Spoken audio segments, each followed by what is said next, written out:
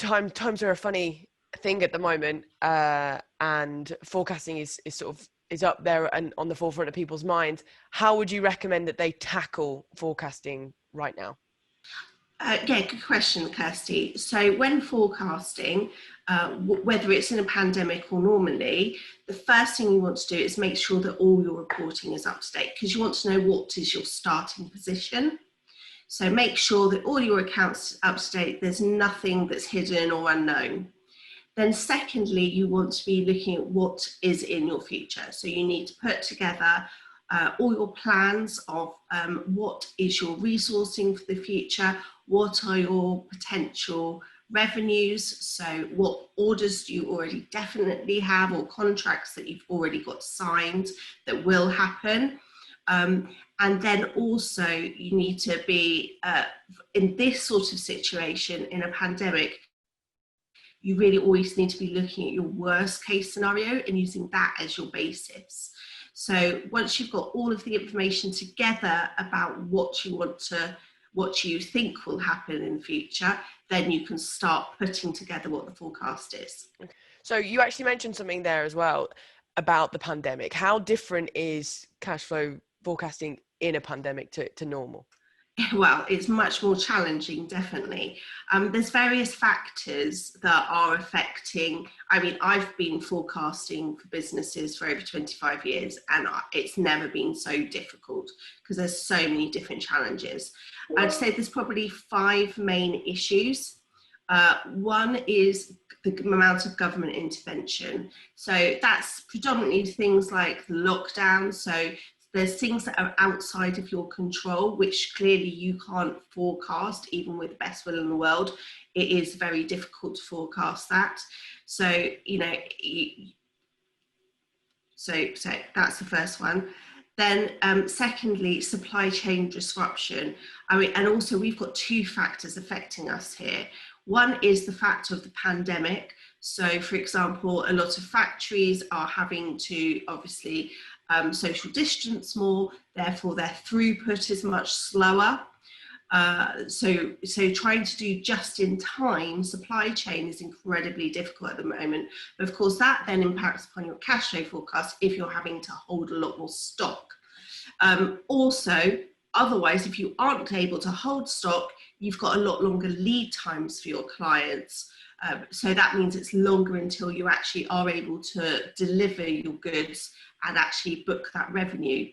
The other thing that's happening, of course, is Brexit, and we still haven't finished getting all of the deals together. So that is causing some disruption as well. So you've got a 2-pronged attack on the supply chains at the moment, which is making it very difficult to forecast the supply chains. Thirdly, which is actually a positive one, is the cheap government finance. Now, bounce back loans and the CBILS have been a lifeline to a huge amount of businesses. And a lot of businesses will never have been able to borrow at such a low rate. So that's giving some hope. Obviously, there's some argument about how difficult the CBILS are able to get compared to the bounce back loans. But the bounce back loans are usually, apart from some certain issues, are generally pretty straightforward. Obviously 50 grand is not going to help some slightly more medium-sized businesses, but for a very small business that's absolutely critical and really helpful. Fourthly, for some businesses this might be the time to restructure their business. Now it could be from 2 factors. One, they could be restructuring it, and this is no better excuse than the pandemic to do this. So it could be as like an official restructure. So it could be an actual almost phoenixing of the business, or it could just be moving the business into a completely new redirection. So a lot of businesses that have been really hit have had to be very creative and look completely different, how to either do something completely new or on their same theme but slightly different. So that's a good idea to do. And then finally, the market conditions. So they're just changing so quickly. it's just very difficult to plan. So I always normally, even in a normal situation, have a 3-tiered forecasting approach. I have the worst case scenario. I then also have the medium, which is sort of usually the hopeful, the most likely case. And then you have the worst case. In this market, though, in this environment that we are in, it's actually even more helpful to have a completely interactive model, because there's so many things changes. You want to be able to update that forecast on a daily basis in some instances. So actually it's not even just 3 scenarios. You've actually got it. It's a continually updating, continuous forecast that you're producing. Perfect. So for your big kind of hint for this would be, your big tip would be to have one that you're constantly updating, keep on top of, and that's the only way that you're going to get sort of an accurate reading moving forward, really. Absolutely.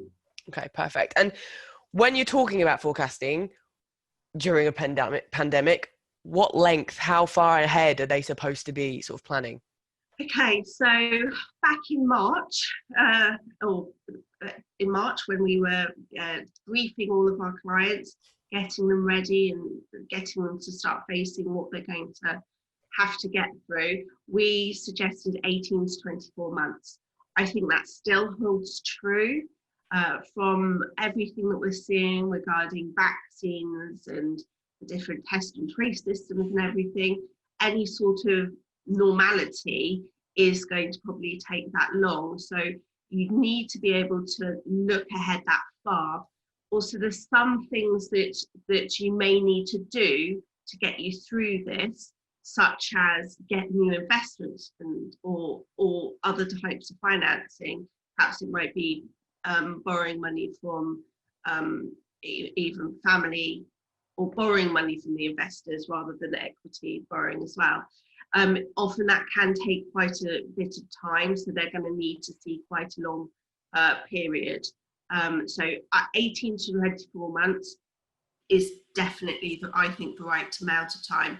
Because of the amount of detail that you're having to do, going any further than that would probably be just unmanageable. So that seems a sensible period of time to me.